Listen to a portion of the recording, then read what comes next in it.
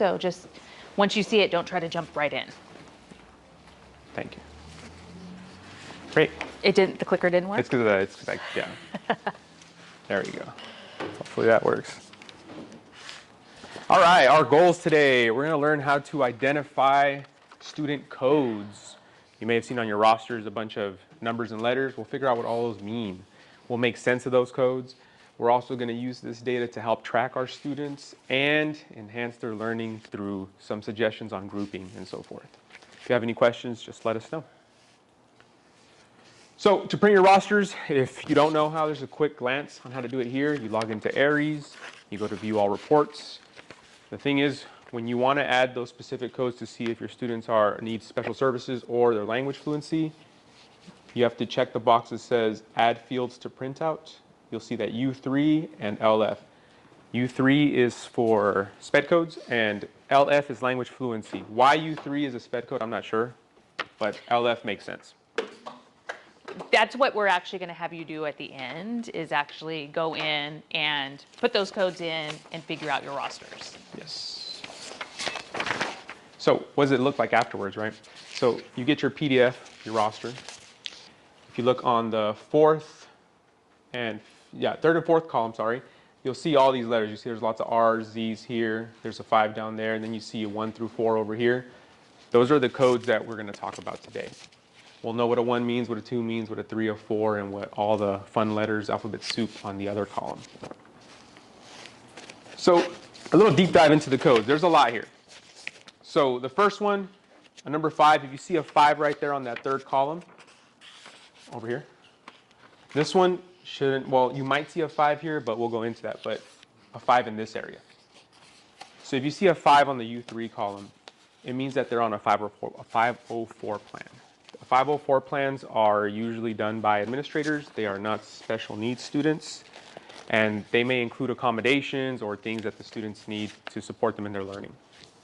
It's different from the other code, which might be RSP or SDC. RSP students are students who are, I believe they're integrated into a general ed class, right? So they're students who have been identified as needing a special needs and accommodations, but they're in a general ed class. So kind of what differentiates a 504 versus an IEP is a 504 is typically more of a medical diagnosis. Is there a medical situation for the student that affects their everyday life? That's typically how a 504 gets established. And it's usually, like I said, a medical diagnosis coming from a doctor, and then it comes to the school. Whereas an IEP, that's a student that is actually tested in and does have some type of learning disability. And to add to that, yeah, go ahead. When you say IEP, is that RSP or? It could be RSP or SDC. So it encompasses both of them? It can be either one.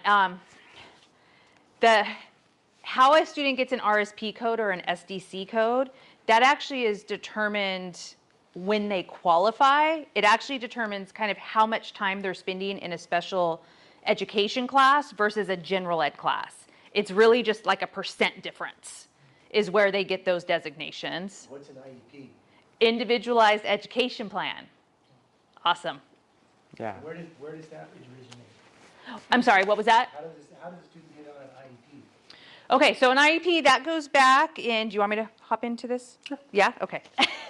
So an IEP is, there's a couple ways you can get on to an IEP. Is one of the ways is a committee is formed from an SST. You're having concerns about the student. There is an SST team that gets formed. You will go through as a team and figure out, okay, what is currently working for this child? What accommodations have you tried for this student to be successful? You will get parent input. You will get other teacher input if that's possible. You will go back to your classroom with this student and you will try to incorporate those accommodations that you've talked about. You will meet again as an SST and kind of say, did these work? Were there any changes in the child's learning? Was there any growth? What did you notice? You may come up with a different plan. Go back to your classroom, try these again. After a certain point, the SST could make the recommendation, like we need to test this student for special education. So that's one way that a student can qualify for special education. Another way is from parent. If a parent gives a written notification, it does have to be written. It can't be just calling and saying, I want my student tested. It has to be written. At that point, there's a timeline that starts. Psychologists get involved, speak to the parent. They discuss what the needs are, what the concerns are. At that point, it's determined whether or not an assessment plan needs to be signed. Once an assessment plan has been signed, by the way, that time period between a parent notifying and the psychologist determining if there's an assessment plan is 15 days. Once, if it's determined that an assessment plan is signed, then there's 60 days for the team to do the assessments. And that is the psychologist doing their part. There's a nurse assessment that is done. There is an assessment done by the special education teacher or the case carrier, whoever is assigned at that point. And then based on all of that, that 60 days, an initial IEP meeting is held. I kind of said initial because it doesn't mean that every kid qualifies. There's a qualifying factor that the psychologist has to use in order for that student to meet special education requirements. So it is possible you can have a student that is really struggling academically, but yet they're also performing at the best of their ability, so they may not qualify for special services. So that's kind of a nutshell. Does that help answer your question? Yeah. Okay. I just have a follow-up question. No, that's fine. ISP, is that including all of these here? An IEP, okay, so an IEP will have typically be an A. That could qualify under there. Do you want me to just kind of start going over codes? Sure, yeah. Yeah. So an A is an adaptive PE. That's a student who usually has a physical disability, and they cannot participate in general ed PE. They actually have a specific instructor that comes to that campus and works with them. Speech, a D code is for speech. These students have an IEP, does not necessarily mean that they have a learning disorder though. They could just be receiving services from a speech pathologist and that's it. The other one is the RSP or the SDC. This is the typical codes that you're probably going to see on your roster. And again, this is determined way back, usually at the initial IEP, based on how much service those students need. Are they in a special education class more than 50% of the day? Are they under 50%? And that's where that code kind of comes in. However, kids can go in between those all the time, because our goal is least restrictive environment. So they can meander through those two codes. Did we have a question? Yes. So if we do not teach a co-lab class, we shouldn't see RSP or STC, correct? No, you could still might. see them. Yeah. Oh, okay. Because least restrictive environment, if we can put that student in a general ed class and maybe they just need additional time on testing, Yeah. Printed but notes. academically they can perform up there, printed notes. Yes, you can still see those kids in your classroom, for sure. Great question. Visually impaired, that's usually typically more of a Madera County function. We do have that occasionally, but you will work with a trained provider somehow, and they will be in contact with you because typically that involves special books. It could be, if there's any copies, things have to be enlarged, that sort of thing, but typically that's worked with a specialist. And then Z, you will see Z a lot. Z means they were in special education at one time, at one point. Remember though, they could have been in special ed just for speech. They could have been in speech for 2 years, 3 years, and then have exited out. And there is a whole exit criteria, and we do have students that exit out quite a bit from special education services. Great question. So, any other questions? Yes? The 504 and the IEP are both legal. Yep. Yes. Good question. And to add to, I believe RSP is resource specialist program, Yes. and SDC is special day class. Special day class is like a smaller, self-contained class where students with special needs usually have a learning environment for them. It's the That- same content. That's Yeah. usually taught by the special education Yeah. teacher, whereas your RSP students are usually out in your general ed setting. I have a question. For every student on our roster who is labeled as RSP, will we receive information about their IEP? We're going to get to that, Yeah. yes. Okay. Yes. Great. Yeah. Good question. On the other column, the fourth column, you'll see, on the LF column, language fluency, you'll see numbers between 1 and 5. 1 is an EO student, a student whose language is English. That's the language spoken at home. 2 is a student who has another language spoken at home, but usually early on in their educational career, they test it out of it, so they prove proficiency.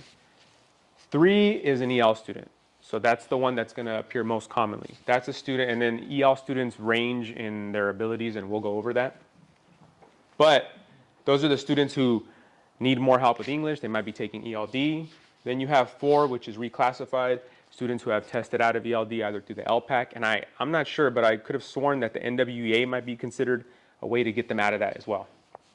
Can I jump in real Yeah. quick? Because what we've noticed also under the language fluency, it does happen when a student automatically gets kind of tagged, I guess you could say, as an English learner. When they start school, and I'm talking way back like kinder, and parents are filling out the forms, do they speak a second language or have they been spoken to in a second language? And like, oh yeah, grandma speaks sometimes a sentence in Spanish to them. Now they just classify themselves as EL. That's exactly what happened to me. Yeah, even though they don't know a lick of Spanish. So we do come across that, and so then it becomes really difficult because they never are able to meet that requirement to reclassify. You might see a 5, which means status pending. They might have just entered the school system.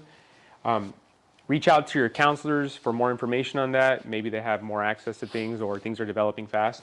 But that's what the 1 through 5 is. So IEPs at a glance, what she was asking about. It's our responsibility as teachers to ask for that information if we don't have it.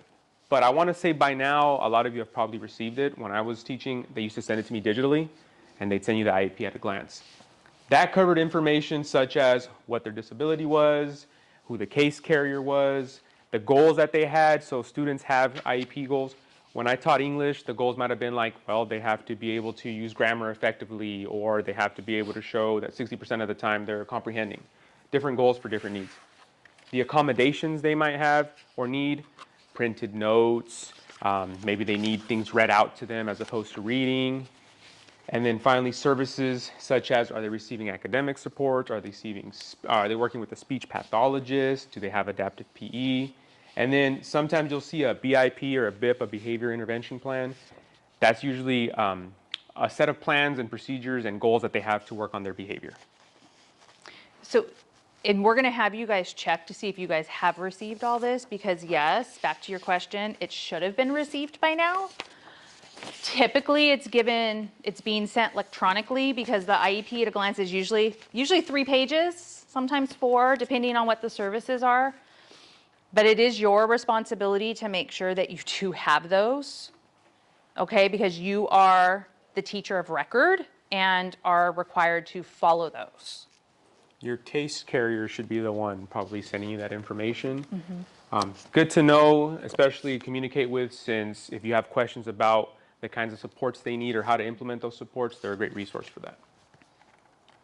So how do I find this information? Well, when you click on Aries, you see a whole busy mess of information. Here you'll see, I believe it's corresponding language or correspondence language and reporting language. That's the language that's used to communicate with parents. You might see Spanish, you might see Punjabi, you might see Hmong, you might see Arabic. Those are the common ones. Over on the left pane over there, if you click on test scores, you'll be able to get some more details on kind of how they did on the LPAC. The LPAC, they're tested in 4 domains. We'll go over those in a bit. But that's where you'll see their overall score and then what they scored under each of the domains. Very useful here. So the reason why it's important to know who the case carrier is, if you were to click on general or wherever you can see their courses, it's not always there, or if it is there, it's kind of hard to read. So look out for those emails from your case care. Yeah. So if you don't know the language that it says to be talking to the parents in, what do you do? You can reach out to an administrative assistant and they'll put you in touch with a translator. Parent Square offers translation for some languages. I'm not sure if it's all languages spoken, but some of the bigger ones. But definitely reach out to an admin assistant to see if they can put you in touch with a translator. Okay, thank you. Yeah. Any Other other questions? questions? Are you going to talk about 504 and IEP meetings? We can at the end if you want. Remind me. Yeah. Or I can come and sit with you and I can talk to you about it. I've seen the letter C. I didn't see that one on the list. What does that one mean? See. I was wondering if that was going to come up. So I still need to get complete clarification on that. In the past, a C has represented county, that they are a county student. We have had that happen, which require a little bit different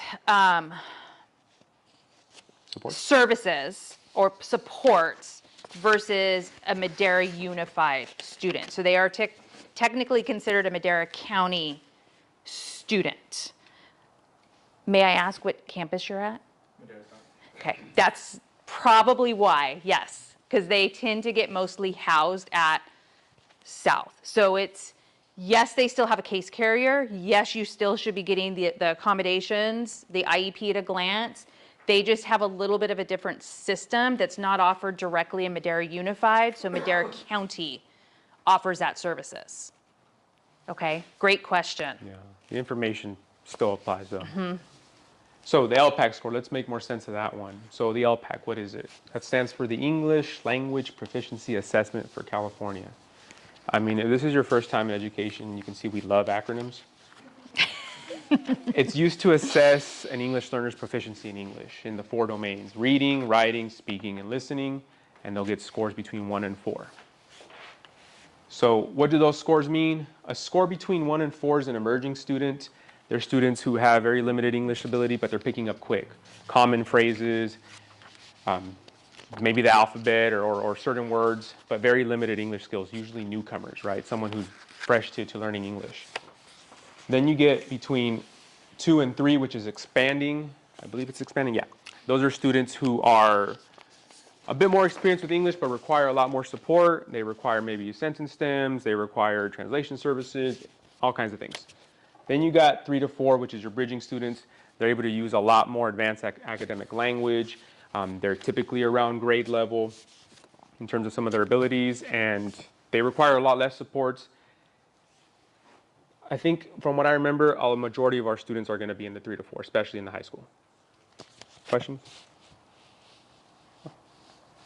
Cool. So here's kind of the same information, but organized a bit better. As you can see, level 4, well-developed English skills. At a 3, moderately. At a 2, somewhat. And at a 1, very beginning. So if you're working, those students might be taking ELD classes. They might be in what's called a newcomer academy, where they're learning English, very fast pace. But all these students benefit from support. And the thing with working with ELD students is an ELD lesson is good for all students, Yes. no matter what their abilities are, even for EOs. SSA. Okay, so you may have seen this as you're taking attendance, and there's this bright red little acronym that's standing out at you. Thank you. SSA, and you're like, what is that? I don't know what that is. Okay, so what it actually means, it's the Safe Schools Act. It's a California thing here, and it indicates that a student has violated the Safe Schools Act. So at some point in their educational career, something has happened, and so they have now been tagged, basically, and it is called an SSA. So what does it actually mean? It means at some point they were either engaged in or involved somehow in some type of suspendable offense. So it's a behavior issue, okay? Now, and I actually just found this out, I was not aware of this, that actually stays on the record for 3 years. Legally, we have to be notified if it's happened within the 3 years. Now, if they have another reoccurrence, it just gets updated again with the date. So that's how, yes. So you will notice, you're gonna have these kiddos where they've had 10 suspendable offenses. So they're always going to maybe remain in red and have that SSA up there. So just some advice. You be the judge and let them give you their first impression. It's really easy to click on that and see kind Yes. of like, wow, this student's probably going to give me some trouble. But make that decision for yourself and get to know them first. And I'll be honest, I have clicked on that. And as a previous high school teacher, the offense could have been, it could still be there, and it was literally in 3rd grade. And there's been nothing ever since. So great point of don't let that be your deciding factor about a student and make that prejudgment, because it could have been something years ago. Even though technically it's supposed to remove at 3 years, we're finding that it's not. Any questions about that? Has anybody seen that on their roster? Yeah? Okay, so not every kid has it, but it is there. Okay, some of the absence codes. So I'm sure as you've seen attendance, I know that you actually have to kind of rectify your attendance and double check and all that. These are some of the codes that you're going to see, but there's some that I just want to kind of point out to you. So you have your excused absence. I wish there was a line here. These are your excused absence codes on this side. So obviously you have for a doctor's appointment, if they're ill, suspended, if they're coming to school late, maybe a doctor's appointment, that sort of thing. If they've been kept in the office for something, and remember, kept in the office is not always discipline. Sometimes it could be for other reasons. It could be for Counselor. It could be if they needed, just they're not feeling well that period. They're at the nurse, something like that. One thing you do want to be careful though, especially if you're seeing a bunch of like doctors, like everything is like doctor, doctor, doctor, that should be kind of a clue like, okay, medically there's something going on. So you kind of have to just keep that in the back of your mind. Also be very careful with bereavement because you don't know who they may have lost. Some students will come right back and tell you, others will not. So you kind of have to tread that. You can just say, welcome back, I'm so glad you're here today. Simple as that. If they choose to open up more to you later, that's fine. It's just something you kind of want to keep in the back of your head as you're taking attendance if you notice that. One thing that's not on here is that our students are allowed 3 mental health days, and those are excused absences for them. Okay, so it doesn't get coded. I believe it just gets coded as an E excused. I have seen it. Sometimes you can see a notation. Sometimes it will say, parent stated, student needs a mental health day. And so they do get 3 of those a year. Also, LOP, another acronym for you, all of you. And I'm not actually sure, does LOP apply to junior high? Or is it just high school? Does it? Thank you. Loss of privileges. Yes, LOP is loss of privileges, which means that they're not able to go to the dance, or if they have so many unexcused absences or tardies, that sort of thing. So they lose their privileges for a specific, usually a quarter is usually how it works. Depends. Yeah, I know at the high school we don't run on quarters, so it's a little bit different. But for junior high, it would be the quarter system. So those do not count for LOP. So if they have these absences, it's not going to count against them. If they fall here in the middle, these are your unexcused absences, then it'll put them on that LOP list, okay? So you have A is an unverified absence. So basically parent, guardian, nobody's called in and said why the kid's gone. They're just gone. So basically it looks kind of like they're truant. Personal reason. So I know we get a lot of, well, my family's not going to go on the cruise in the summertime because that's when it's busy and that's when it's expensive. So I'm going to go in, December, the week of finals.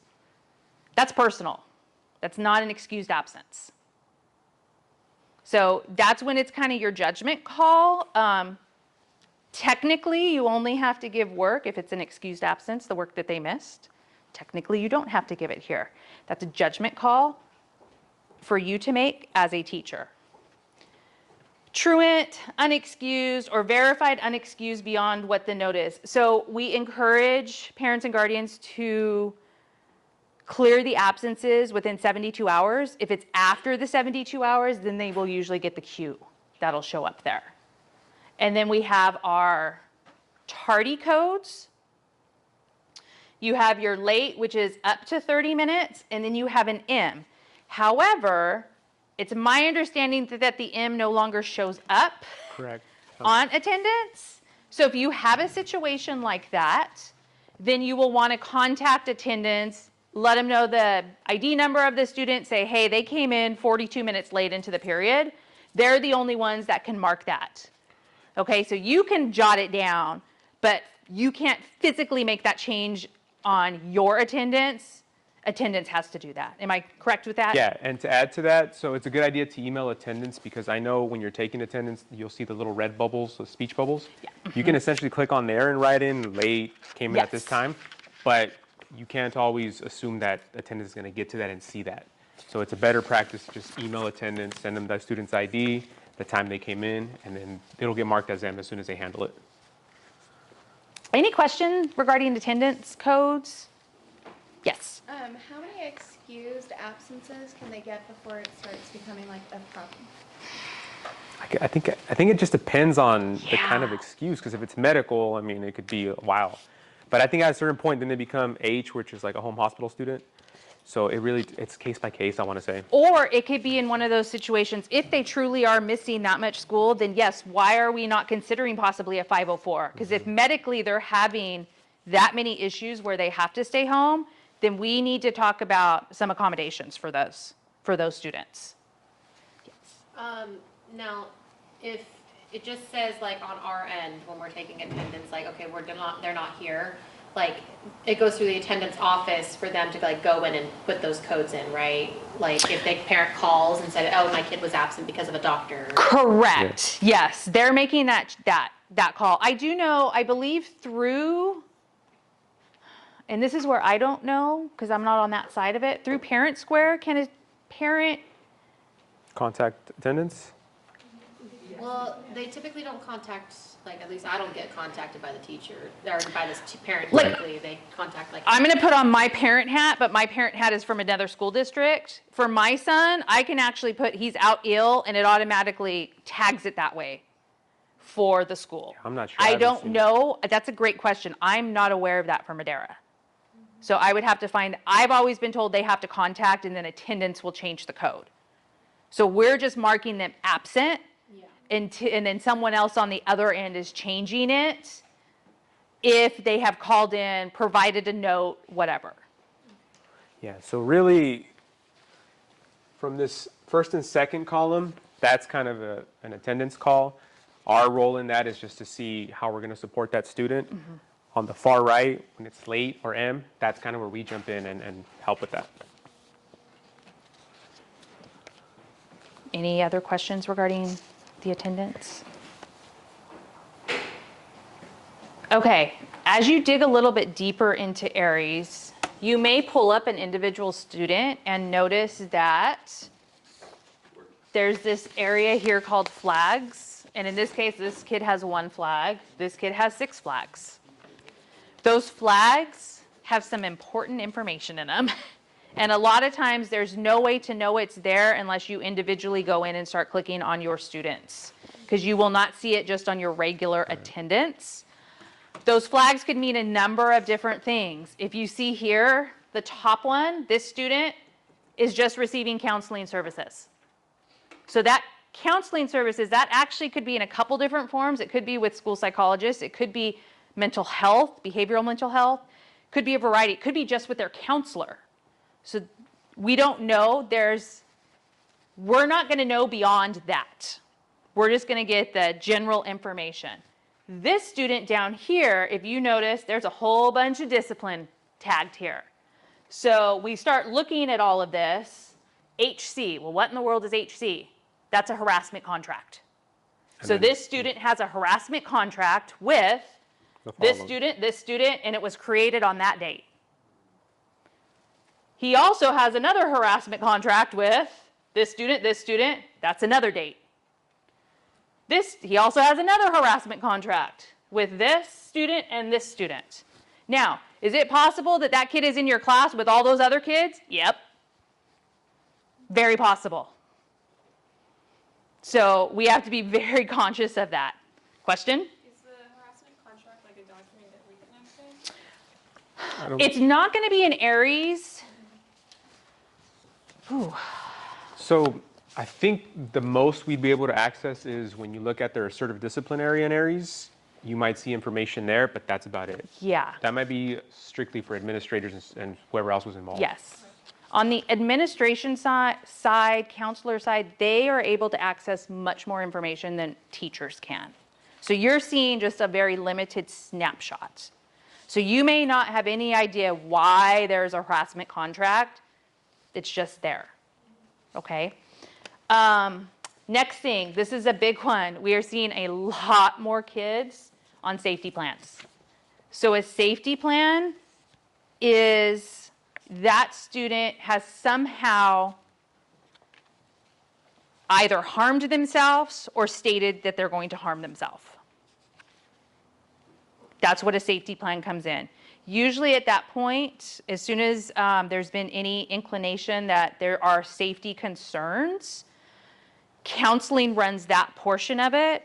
Teachers are contacted, made aware of a safety plan. Typically, you will get some type of paper notification of what that kind of consists of. So if you see the student demonstrating these behaviors or whatever, they need to go here, or please call here, that sort of thing. These are becoming much more common. Okay, we're seeing these a lot now. So be aware of that. We also have, again, discipline. We have another harassment contract. Okay. We also have medical logs here.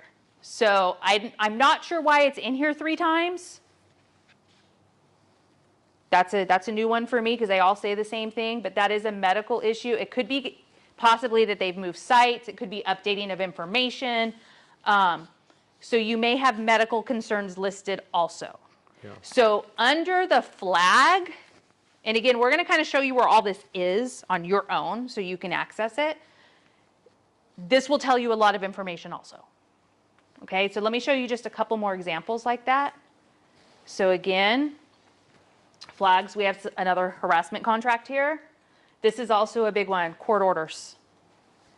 You could have court orders on file, okay, that you're not aware, like maybe you need to know, like you're not supposed to contact dad at all. Yeah. That happens. So if you need more information on that, that's when you're going to want to probably go talk to that student's administrator and find out a little bit more there. Yes? In that case, just doing parent square messaging still like will contact the right person, right? I don't need to. It's hard to say. Yeah. It's hard to say because the student may have both parents listed for contact, but that court order might be like, no. And it gets tricky because parents could still both have educational rights. That's a little bit, it walks a fine line. Mm-hmm. Typically what I've seen though, like if there's court orders against a parent, typically, I wouldn't say that they still have ed rights, but no system is perfect. Yeah. Yes. You might have already said this. Is there a way to see like which students have flags without going into their direct profile or? No. No. Mm-mm. I know. That's, yeah. I wish there was, because we would show you that if there was a quick way to get there. Sometimes when you click on their profile, on the top right of the screen, you might see like a red banner, and then it'll tell you something like court order or student is in a homeless program or something like that. Mm-hmm. Again, we have, this is just another example. I tried to find examples of all the ones that I've kind of seen show up. So again, you have discipline here, harassment contracts, financial obligations, okay, that they still may have, that by the time they get to be a senior, if they want that diploma, they have to get it cleared up somehow. And then we have medical issues, medical history, like you can see this one, may use the bathroom anytime. Typically, if you have a serious medical issue like that, the nurse should be sending out some type of document to you very early in the school year, so you're aware of that. but it is something you just need to make sure you kind of have in the back of your head. You may also see some students on their ID may have a sticker. Yes. So admin or counseling might tell you what those stickers mean, because different stickers mean different things. Some might allow them to leave class a few minutes early. Others might allow them to go to the restroom. So if you see those stickers and you don't know what they mean, just email admin or email a counselor and they can help you out. Any questions regarding that? Okay, so basically we've gone over all these codes. What is this? What is this? In the big scheme of things, what this really comes down to is, why do we need this? You have to think about when you're trying to set up your seating chart. Your grouping. Are you doing groups? Are you doing groups of 4? Are you doing groups of 5? Are you doing a triad, a triangle somehow set up? Are you just doing pairs? What are you doing? So you wouldn't want The student with the harassment contract sitting next to the student they have a harassment contract with. You know, and it happens. Yeah, I'm saying. It happens. Now, some of the kids are very, very vocal with you, and they will come and tell you, like, yeah, I know, I cannot be by that other student. Some will. Some won't, though. Some will be like, let's have fun. It happens. You would not probably want to have maybe one of your lower functioning RSP kids, you know, with if you have a newcomer, Spanish newcomer, or you just have to be conscious of where are their levels? Where is that appropriate for them? Obviously, with the correct seating chart or pairing or grouping, however you do, our whole goal is for student engagement and less disruptions. That's what it comes down to. So this is why you kind of have to do that diving deep into Aries to find this information. Now, do we have time to look for this? No, we don't. We don't. You will find that in some situations, you have certain periods where you have to do this. In other periods, you're like, okay, I can make it work. But there are certain periods like you know that something's going on and you need to do some separations. So that's kind of the big picture here. So just to kind of a little bit of a funny, okay? Because I guarantee you, you could have worked all weekend on that new seating chart. You walked in and you're like, I got it. This is it. I have it. This is going to solve all my problems in my classroom. And then you start moving kids and the kids start laughing and giggling and they're sitting down and they're already having a party. You never know. You may have to change this thing 72 times throughout the year. It happens, okay? It is really like you're opening up Pandora's box and there's no easy solution. I wish we could tell you that, but you have to play with it because you just don't know. Well, it's also important too because it's easy to be tempted to hit that random button, random assign seating chart, but you might get those incompatibilities. Yeah. And let's just take it out. I think I have it on maybe the next slide. I'll get to that. Something else you just want to consider is, we all know, sometimes you're just in situations where personality-wise, you may not just click with somebody else. You have to keep that into account. You don't maybe want that huge, loud, boisterous personality with the introvert in the same group because you know who's going to take control. And that may be uncomfortable for both students. So you have to be conscious once you start to learn to know your kids' personalities also. So from here, we're going to actually have you guys kind of start trying this. So we're not going to say pick all your classes, okay? But maybe pick a class that you know, like, okay, I need to look at this a little bit further. So now we're going to have you guys get into Aries. We're going to see what we can find out. Let me see what my next. So just some things to point out for considerations. Is it okay to have an EL student grouped or paired with a special education student? Yeah, that's fine. That is okay. Obviously, separate your students with harassment contracts as much as you can. Okay? An EL4 student could be paired or grouped with an EL1 student. That's appropriate. That can work. Be consistent with your proximity. A lot of times, especially on 504s or IEPs at a glance, it's going to tell you my student needs preferential seating. Hopefully, they have specified what preferential seating actually means. Most of us, when we hear preferential seating, we automatically think they need to be directly in front, right in front of me. That's not always the case. You could have that kid that is so fidgety that he needs to sit in the back so that he can stand up. He can't be in the front and disrupt everybody else. Or the one with medical needs that needs to be by the door. Exactly. So I do know that within the district, special education case carriers have gotten better about when preferential seating is written into an IEP as an accommodation. They are trying to be much more specific as to what that actually looks like. A lot of times they'll put, where is it for the student to be the most successful? So maybe that is at the back of the room. Maybe it is in front, right with the teacher. Maybe it's not with their group of friends. So that one is a kind of a tricky one. And then obviously we talked about the personality conflicts between students. So going back a bit to the third bullet point, when you're grouping students, especially with language considerations, think about highs with mids and mids with lows. Having a high and a low student might be trouble. You might think, well, the high student's going to help the low student. But you'd see more growth having the mid student help the low student because then they both go up. They both go. Versus the high student who's kind of already hitting the ceiling and bringing up a low student. The high can bring Great up point. the mid and the mid can bring up the low. Great point. Any questions on that? I know you had questions about, was it SPED? IEPs. IEPs? Meetings, right? I feel like everybody might need to hear that information though, so I'm going to have you ask before we get into this. Yeah, so I've been getting invitations to meetings for 504s, and I know I'm not required to be there unless it's on my prep for 504, but what does it look like for IEP? Because I know those are different. That is still the same, Okay. okay? If it is your prep period and you are invited to that meeting, you are required to attend.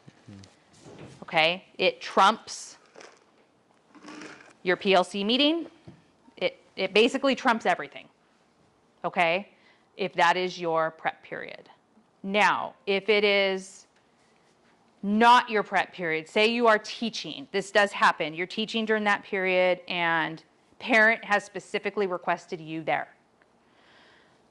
That's when case carrier will be in communication with you, administration will be in communication with you, and they may say, yes, we do need you there, we will get a sub provided for you, we need you in attendance. That does happen, okay? What you should be getting also though is when an IEP meeting is coming up, you should be getting some type of form from the case carrier asking you, how are they doing in your class? Where are they functioning? That information is vital to the case carrier. So please be specific. Yes. Don't just put, they have a C. Yes. They're great. I have a question. I don't know if everyone has this scenario, but I have students who are only in my advisory class, which is not academic, and I am getting the invites to their IEP and 504 meetings as the sole academic teacher, and I've met them 4 times. I would assume that's an oversight and an error on it, to be honest, because 7 periods and having that advisory is completely new this year. Yeah. So I'm sure that's an oversight on the SPED teacher's side, the case carrier side. In that case, I would just email that case carrier or whoever is sending it out and let them know, like, hey, I only have this student for advisory, not a core class, just FYI. Okay. That's perfectly fine to say that. Great question, though, because It's happening. it is. It is. 2 questions. First question, it's confidential information, right? Whatever on the 504 or not, or IEP. It should be, yes. Now, follow-up question is, do you recommend we print them out and hold them for our records, or is that like?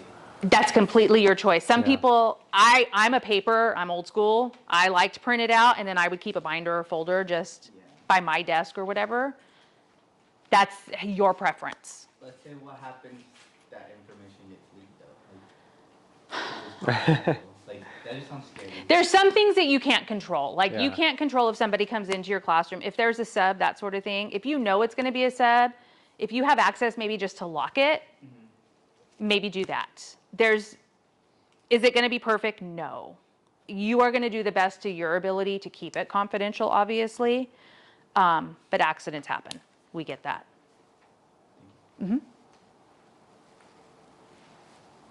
Any other questions regarding? Before we hit practice time? Yeah. I know we've given you a lot. Okay. Okay, so we're going to have you guys, if you want to go ahead and think about the class that you want, okay? And then we're going to kind of walk around. We're going to help you out here, okay? And we're going to help you. These are kind of just step-by-steps. We're going to have you log into Aries. You're going to view your reports, and then you can pick one of your, it's going to do all of your classes if you want. We're going to look at that, and then we can start discussing this.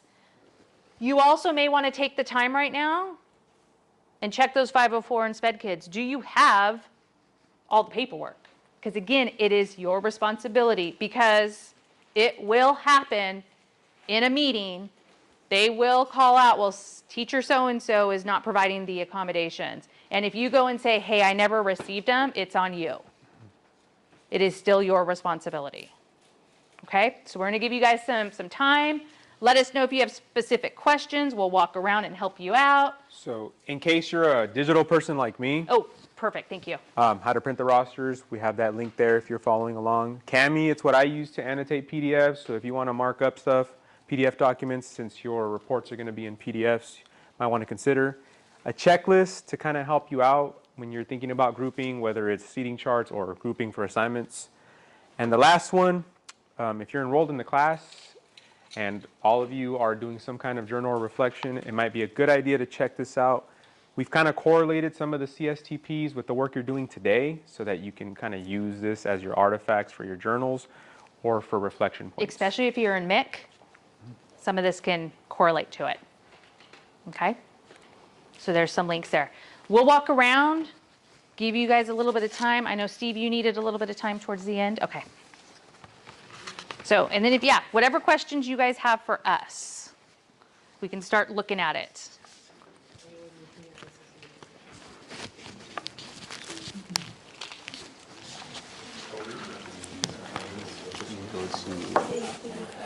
So there should be view all reports somewhere in here. There it is.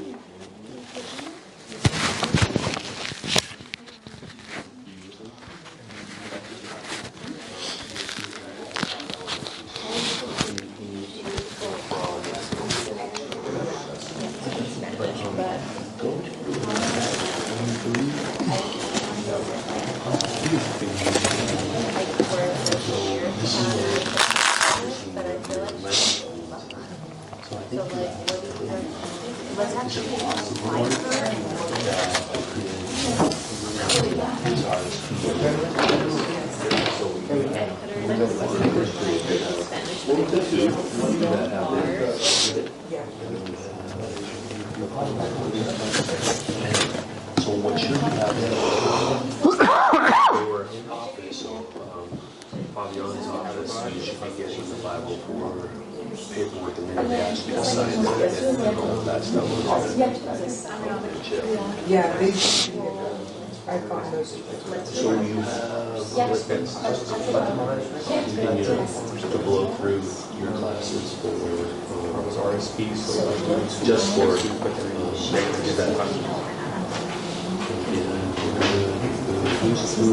who has the 210 license? So what? No, okay, sorry. So Like this one? No, I was just, so this is coming from the financial statement. So she took it in June of 2024, that was her last course, but then she took it also in March of 2024. Can we go to, can we go to different graphics? I've been wanting this. If happened in life, so you have two. What has traditionally happened? English learners. That when I was at South Bend and Torres, is that it's in the Are file. you feeling like she's lower than I would have my last name on Like, it. we'll put the three And it would share that they're and then you would have their IEP. able to, So if you like, go kind into of understand a little bit English. your drive And you're not noticing that. Let's go back to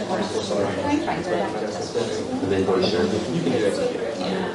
Because I asked her, I was like, oh, like, I mean, maybe it's just a reading, but I was like, do you know how to read in English? It's She okay. said she's in I'm not- level one. So she's beginning. So, yeah. So you have her paired with, Okay, so it's not, you have her paired with someone that does maybe speak just Spanish, your but I feel regular. like And then. like they're barely grasping the material from that, so I feel like it's kind of hard. So she. I mean, Yeah, so this one's very organized. Because I feel like I ask my students like, oh, do you speak Spanish? And they're like, I understand, like I don't speak it good.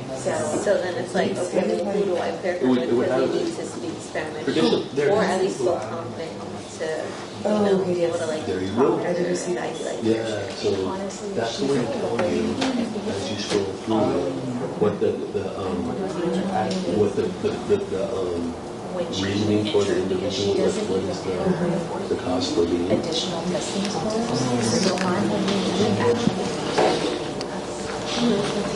So she was, yeah.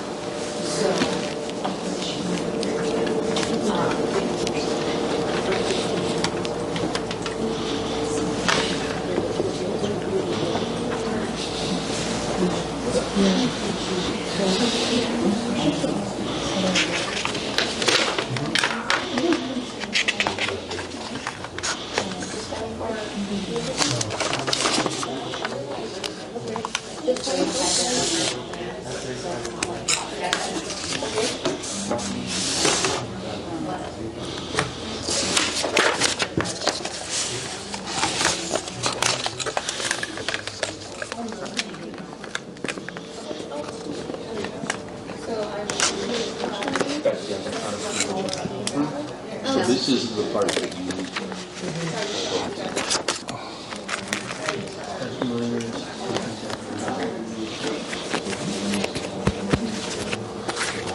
Of course, the board. Yes. It looks like that's right.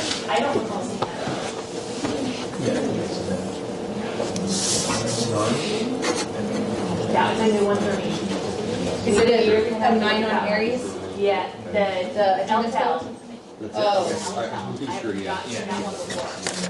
So you're gonna stump us, yeah. We're gonna find out. You're welcome.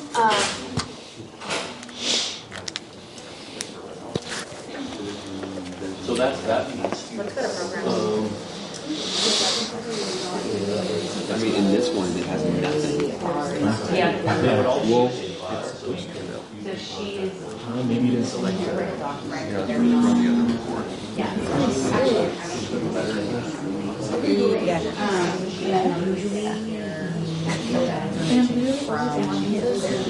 He'll just sit there and be honest with you. Yeah. Sometimes he won't even want to do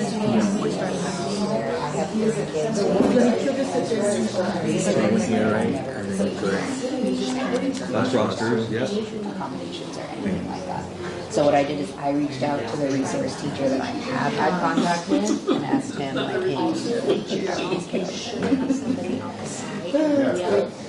But then, they may be able to guide you a little bit of how to do that. You really want to practice vocabulary with her as much What's as L7? Okay, does that help? Yes. Because I was like, I haven't had to use that Aries can't be a learner. when I left the classroom. We didn't have it. Some of them like understand. It's been 15 plus years since I've been in the classroom. I'm not sure what the 9 means, but I know LTEL is long-term English learner, so it's a student who can typically be off for a while. This student is Oh wait, if I come around, oh, we need, oh, 7 years, 9 years. So it's a year. So I'll tell him if long-term. It could be that he no longer has the final board. I don't think I can. I tell you, when I left the classroom, we didn't have this, so I've never had to use it. Oscar's right here. Right on. Thank you, appreciate it. I have a question. So I go all the way to here. Yeah, so it could be.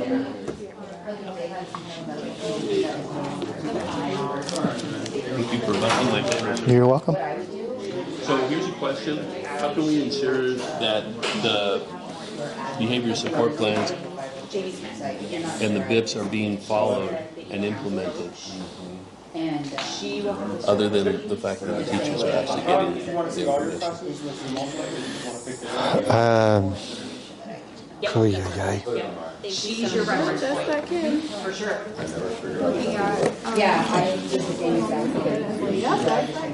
Behavior instructional plan are being followed and implemented. Is it an official protocol or is this varies by science? Figure. Okay, so those are some of your kids. That's a Casey question. Yeah, I was gonna. For sure. Yeah. You guys have the best kicks in the me district question? right now. Thank you. What am I looking for? There's a question on BIPs being followed, and I didn't know exactly how to.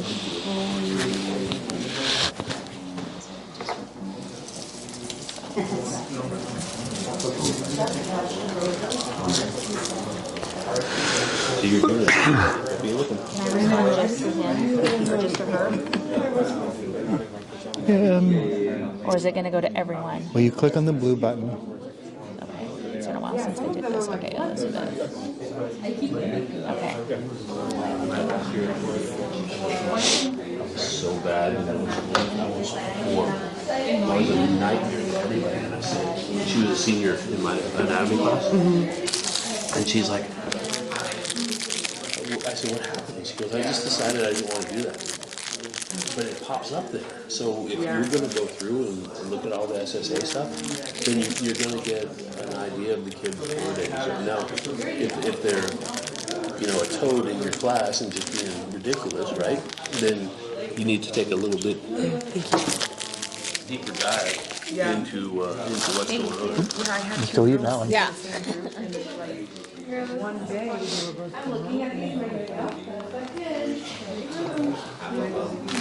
Thank you so much. You're welcome. Can't you tell the level of EO? Oh, thank you. You're welcome.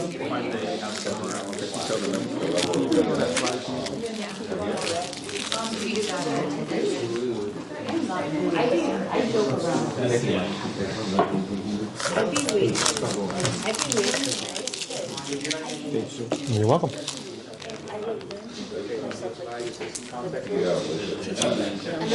You want me to take that for you? Oh, no, it's okay. You good? Thank you. So if I have like a current seating chart, do I then create another seating chart? I didn't have to do this when I was a teacher. Okay. I don't have any idea what you guys are doing. Oh, okay. We'll get Oscar over here in just a second. Okay, cool. I take that for you? Oh, yes, please, thank you.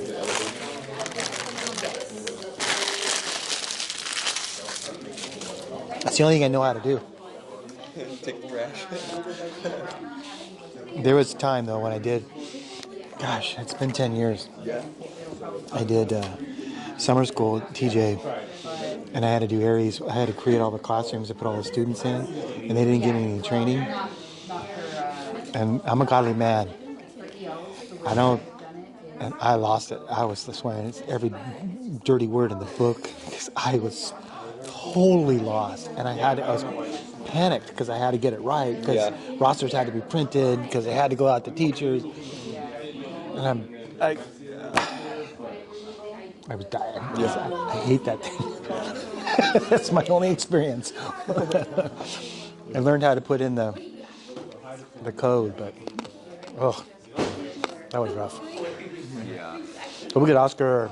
So you can either make it in Aries or like what I do, or what we do is do it in spreadsheets or sheets, Google Sheets. Really? Casey, question here. Names on sheets, is that what you do? Is easier for you? You just put the This is my seating chart. Oh, like you make So a visual. if we already do have a current seating chart, can we like go and look at like? Sure, yeah. Okay. Yeah, for sure. So is there anything that you feel like is standing out? All right, no problem. At all? I go to attendance by phone. Is there anything? he should have gotten something in it. With like rounds, make it 11 by 11 because Medically, it creates a grid. behavior, But if you know your exact dimension, we go need for to it. look, do you have sped students? You can do all those signs and it spits them out wherever you go, We need wherever. to look at that information Yeah. already now. I just have Yes. all the clears I know already. And then from there, it's just drag and drop. Their names. Okay, so it's I would just not think where like, that, like that Z since colon is, your desk you is don't back have here, users, you don't have like the users. first row sits there. Because you're under like that whole area. Got it. Okay, so you're good there. So your Z again, Yeah. you may just want to be conscious. And then 12, so you can create multiple speeds. Because we don't know, However, the very we first don't one know that what you that create Z actually is always going to represents. be the Was it just default for one. speeds or was it, So or was it learning? let's say you're like, I don't know, Yes, CD they chart for exited like out project because next they week or didn't something get for the same class. the exit criteria. Just remember so that they when you open it up, the may first one's going to open zero. We don't know. No problem. It's that, yeah. It'll just say like what. Yes, Okay. that's all it's gonna tell you. And kind of keep in mind, you should notice certain things maybe. But yeah, we're not notified any it's really interesting because you can have sometimes that's and they no longer they're spent today, but they no longer meet criteria and they have a need and automatically they're exited out. I would recommend it. So literally they expect it. Got it. So it's a really weird system. So then you have so you have your language fluency. So you really want to look at your three. Choose that if you want. Yeah. And then What threes as you have go through Yeah, I have a really form. Sorry. So kind of, so we want to look at where you have those parents or in your groups. Are they together? Do you separate out a little bit? one of the things I did when I taught anatomy. Oh, so you got During the first week. So Yes. everybody's gonna open. So you're gonna have to kind of look at maybe and see kind of where, if that is going. Wait, what part? Just for one So would be. I teach English and public health. This one over here is One of my co-teachers Okay. as well. And guess who's sitting in the front in my signature? They're like, why am I up in front? And I wouldn't say anything. I wouldn't tell them that I got that information. I deliberately did that. And then kids with the safety plans and stuff like that, it's like, Let me go back real quick to. Let's get the levels on be there. mindful about those types of The things. EL And then the level. kids that you need to keep your thumb on. Right next to me, right here. We can talk about that if you want to. I mean, unless you want to change it now. It's just, you can change it now.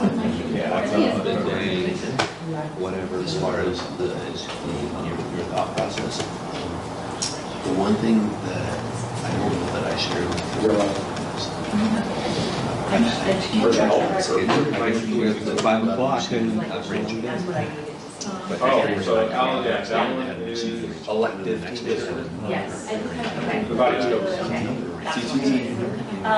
So when you look at yours, Yeah, your ones, so I didn't. English only. yeah. So you have a lot of these. So you have a lot of your 3 and 4s here. Those are the ones that we want to try to separate out, mix them in with those English only. Okay. Does that help there? Yeah, it does. I did it in every year. No, I just did mine. You know,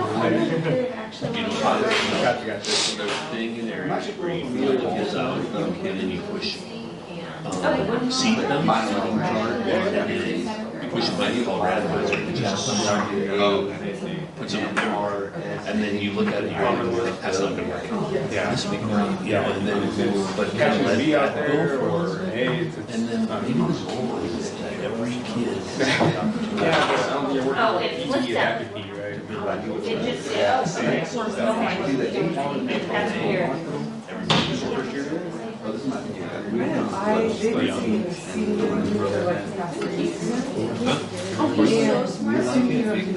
like talking about the girls group. If you had a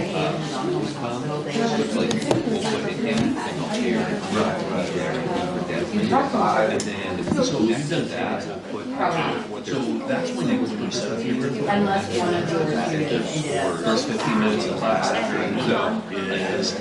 Interview each other, and then like I would interview you like when they travel. Yeah, because sometimes, About you and you would share out about. so the U3 is probably not showing us, you probably don't have any kids in. That's probably my assumption.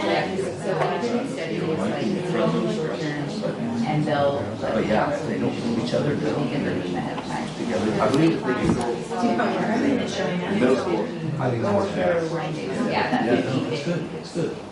And then they start to be you know that they condition something like rather than just use it up.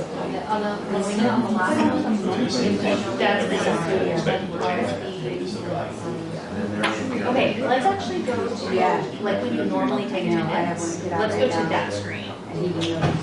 Normally I don't and I was like, because you notice here, it shows it. It also shows it there, so you will be looking at it that way. Yep. Like this, Two, three. so at least he's trying. But they weren't showing. You Yeah, guys I know use the new that's one or the weird. old one, or the seating chart? I don't know why that is. Yeah. There was off of your attendance. You use sheets for your seating chart? Google Translate. So that's bizarre, I have not seen that happen. Because I used to use the old one all the time, but I heard it's Good not job, even Callie. supported anymore. so- Yeah, they're right around this corner. But this is sweet because what you'll do when you have that seating chart is when your kids come in, you start your warm up, whatever happens to me that you're doing, then the seating chart's there, and you're like, you're going, pop, pop, pop, pop, pop, pop, pop. And then you can take a roll in 30 seconds. I mean, that's actually slow, probably 15 seconds you can look. And then here's an old trick that your kids won't like. Don't change the tardy kids until after like 10 minutes have passed, because after 10 minutes it calls for and then they'll like, I was here, and then your kids get upset with you, your student get upset with you. I was here, so yeah, I just didn't have time. I took roll, and I had no time, so I didn't get to do that. So now your mom knows, and I'll call her if you need to. You know? Because lots of times tardy comes before them, but I would just like, hey, guess what? I'll change your absence to a tardy on my time. I already did it. Your time. It's Thank fun. you, Mr. Hand. But it is so cool because you can just click A if they're absent, and if they're late, go back and do it. They used to have. Oh yeah. Yeah. Once you type absent and the kid comes in late, you can change it, and then your registrar, your upset. But just just hammer it through. You know what I mean? The thing that I would do is seriously warm up on board, come in, greet them, Chromebook out or your warm-up page or whatever. It's up here. That's okay. Go to the front of the class, make sure that they're getting what you're doing, and then you put your timer up, 3 minutes, whatever it happens to be. Take your roll, pop, pop, pop, pop, pop. You got a separate screen, right? You got a screen here. Yes, your screen there. And then just knock it out. It's because you waste so much time. I mean, at the beginning of the year, you have to call every kid's name because you need to know how to pronounce it. You need to get a visual, right? But after a while, it's like, I know Javier. I know. Yeah. And you're always late, man. You're late every day, Javier. Come on. You know, so play that out. But you know, if they're going to try to work you over by being late, work them over by getting a phone call. Because most of them are tired of getting the calls. Yeah. So they call me. Why do you keep doing this? So it's not gonna tell me if the student has a He's always late walking this girl in class. She's on the other side of the That's so true. So you're at South, and you're at what lab? Okay. Okay. Yeah, I know Andres. His wife. Your drive to get here today was arduous. Yeah. I had to stumble up the stairs, you know. I was doing it out. I was in Oh yeah. I have like. Actually, when it opened, we didn't have the school. We were teaching Not it. They're, We were at Torres. Torres. Eastern or cola? Because I remember Andrew talking about that. He wasn't here then. Time? Yeah. It's time? Got 15. You want to give them more time? You want to cut them off? What do you want to do? Real quick, everybody, how are we doing with this? Do we need more time to work out our projects, explore, or are we good to move on? Show of hands if anyone needs another minute. All right, put your laptops away. They're already smiling. They know what's going to happen.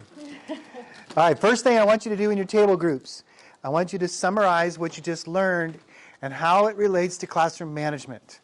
How does setting up your classroom and understanding the codes going to help you tomorrow manage your classroom just a little better? Talk about that in your table groups. I'll give you a minute. You need to separate the students who can potentially influence each other in the background. I didn't know what that meant, but I'm like surprised now. So knowing like who they can and can't be around as a supervisor in the classes I have them all day. Yeah, that's definitely helpful, and not only have like seating charts and making sure that you're not putting a group of students that are all like level 2 English language students in the same group, because then they're all like possibly so that seems to be helpful. And then we were playing around with it, and I was doing the attendance by seating chart, and I was clicking on some of the buttons, and I was able to like see like, is this pod gonna win? I want to put them next to someone who's distracted. I want to put them next to someone who is a leader. What against each of them and just Just learning about the students, learning who they are, just their background, where they come from. I was just throwing in ELs. I was thinking, like, what level are they? I was trying to find that information. It was kind of hard for me to decipher through the EL. About 15 seconds. So that it's because like they do have like Because you know what area to focus on for support. so which students and You don't know nothing about it. So I wonder which one of my students that's been absent a lot too. All right, we're out of time. There are 19 of you in the room. So there should only be one group of 3. Otherwise, I want you to pair up and scoot your chairs around so your feet are pointing at your partner. So find a partner. There should only be one group of 3. Make sure your feet are pointing towards each other.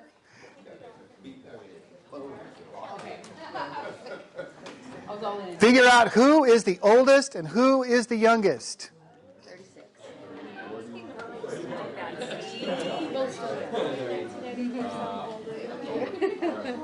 All right, older, even if it's a day, you're more mature. You have it together. You're going to have that Queen Victoria look. So here are our prompts. You're going to take a relaxing breath. You're going to check your jaw. And you're going to find a focal point. And you're not going to smile. And you're not going to frown. B's, without talking, the youngers, without talking, you're going to try to make your partner laugh. Are you ready? That was fast. I know, I didn't even start yet. Dang, dog, I didn't know you were that funny. A is the serious. All right, A's, you're the more mature one. You're going to have the serious face. Youngers, you're the goofy one, and you're going to make them laugh. Here we go. Ready? Begin. Take a relaxing breath. Check your jaw. Find your focal point. Close your eyes.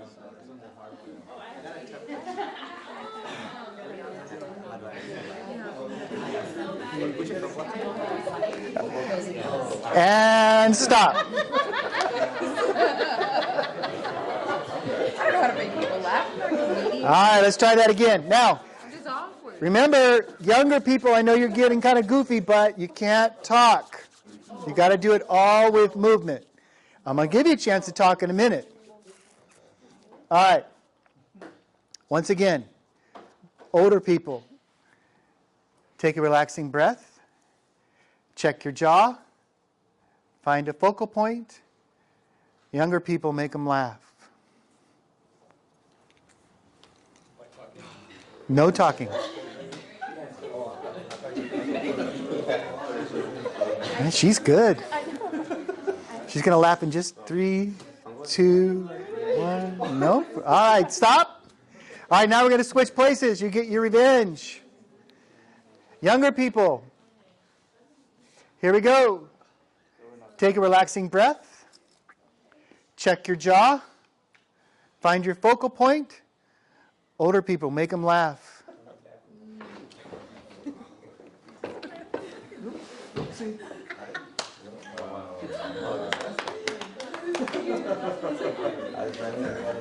And stop. That was good. But you got to look at them. Right here. Oh. Right there. Focal point should be like if they had a third eye, right? You're going to look at their third eye. Well, we both did it wrong. We both did it. All right, here we go again. Younger people, take a relaxing breath. Put your hands on your lap. Check your jaw. Find your focal point. Older people, make them laugh.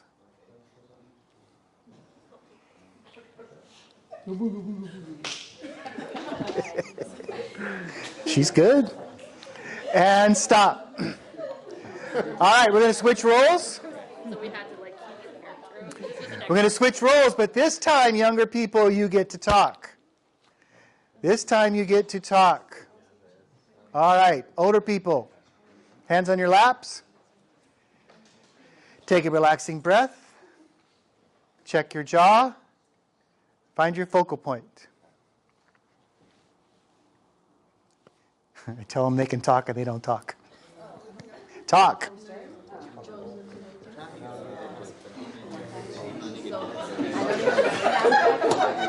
Ah, a little harder. A little harder. All right, stop. They want to end on time, so I need you to stop. There we go. Switch roles. All right, baby face. You get a chance for revenge. You get a chance for revenge. Younger people. Hands on your lap. Take a relaxing breath. Check your jaw. Find your focal point. Older people. Make them laugh. Stop. Stop. Hey, she's looking at me. Stop. Stop. All right, give yourselves an applause. All right, stand up. Facing the back wall. You got a hand on the desk. You're helping Larry. You're helping Larry. You hear a disturbance. You're going to hear this prompt. You're going to say, "Excuse me, Larry." Take a relaxing breath. Slowly turn and give me the look. You hear Larry making a racket. You say, "Excuse me, Larry." Excuse me, Larry. Take a relaxing breath. Check your jaw. Slowly turn. You can't smile. All right, let's try it again. Good job. Okay, so remember the turn is if I turn like this, what emotion am I communicating? Or irritation at the very least. But if I slowly turn,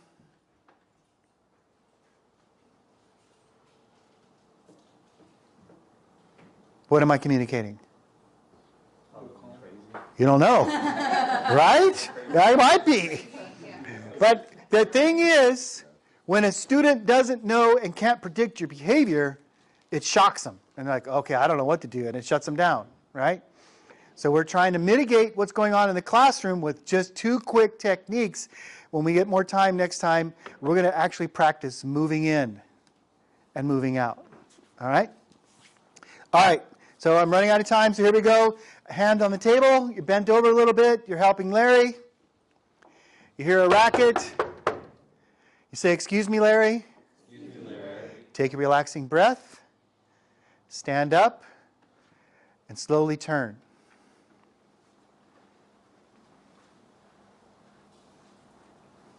Don't smile. Now that you said it, you made me smile. Got you again. All right. Now, we're going to practice one last time, but I'm not going to give you the prompt. You're going to hear the disturbance, and you're going to go through the whole thing now on your own. Okay? Turn back around, hand on the table. You're helping Larry.